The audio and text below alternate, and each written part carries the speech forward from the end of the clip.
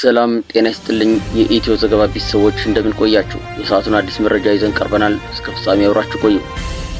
እስኪ ሁሉንም ነገር ትታችሁ የዓለማችን ገናናዎች የምድር ታላላቅ መሪዎች የሚባሉት በአንድ የቅንጦት አዳራሽ ውስጥ ተሰብስበው በአይነቱ ልዩ የሆነ የቤተሰብ ፎቶግራፍ ለመነሳት ሲዘጋጁ በአይነ ህሊናችሁ ሳሉልኝ። አየሩ በውድ ሽቶ፣ በፖለቲካው ውጥረትና በውሸት ፈገግታ ታውደዋል። ጠረጴዛዎቹ በሚያንጸባርቁ የብር ዕቃዎች ተሞልተዋል።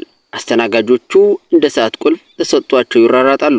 የካናዳው ጠቅላይ ሚኒስትር ጀስቲን ትሩዶ እንደ ምርጥ ተማሪ ፈገግታውን ለካሜራዎች ሲቸር፣ አንጌላ ሜርክል ደግሞ ይሄ ሁሉ ነገር መቼ ያልቆልኝ ነው ቤቴ የምገባው የሚል በሚመስል አስተያየት ሁኔታውን ይቃኛሉ። ሁሉም ነገር በስነ ስርዓት በፕሮቶኮል የታጠረ እጅግ የተደከመበት ድራማ መድረክ ይመስላል። በዚህ መድረክ መሃል ግን አንድ የማይገመት ትዕይንቱን በፈለገው ሰዓት ሊያመሰቃቅል የሚችል ኮከብ ተዋናይ አለ። እርሱም የአሜሪካው ፕሬዝዳንት ዶናልድ ትራምፕ ናቸው። ወርቃማው ጸጉራቸውን እያፍተለተሉ የትዊተር ንጉሱ የድርድሩን ጠረጴዛ እንደ ግል ንብረታቸው እየቆጠሩ በዙሪያቸው ያሉትን መሪዎች በጥርጣሬ አይን ይገላምጣሉ። ትዕይንቱ እንደቀጠለ ካሜራዎች እንደተደረደሩ ድንገት ግን የሆነ ነገር ተፈጠረ። ዋናው ገጸ ባህሪ ከመድረኩ ወጥቶ መሄድ ፈለገ።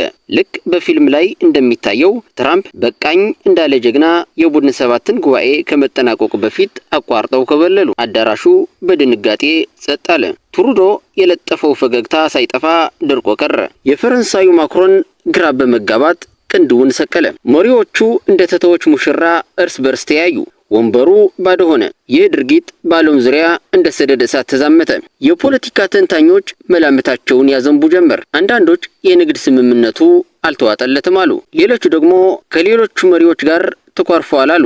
ይሄ ሁሉ ስዕል፣ ይሄ ሁሉ ድራማ፣ ይሄ ሁሉ አስለቃሽ የጀግንነት ትረካ በአንድ አረፍተ ነገር ፍርስርሱ ሊወጣ እንደሚችል ማን አሰበ? አዎ ፕሬዝዳንቱ ይህንን ልብ አንጠልጣይ ወሬ ሲሰሙ ከተኩስ አቁም ጋር ምንም ግንኙነት የለውም ሲሉ በድፍኑ አጣጣሉት። የተወደዳችሁ የኢትዮ ዘገባ ቤተሰቦች ለዛሬ ያሰባሰብናቸው መረጃዎች እነዚህን ይመስል ነበር። ለቻናሉ አዲስ ከሆናችሁ ሰብስክራይብ እንዲሁም ቪዲዮ ላይክ እና ሼር እንድታደርጉ በትህትና እየጠየቅን እስከ ፍጻሜ ቆይታችሁ ከኢትዮ ዘገባ ስለነበር እናመሰግናለን። ሰላም።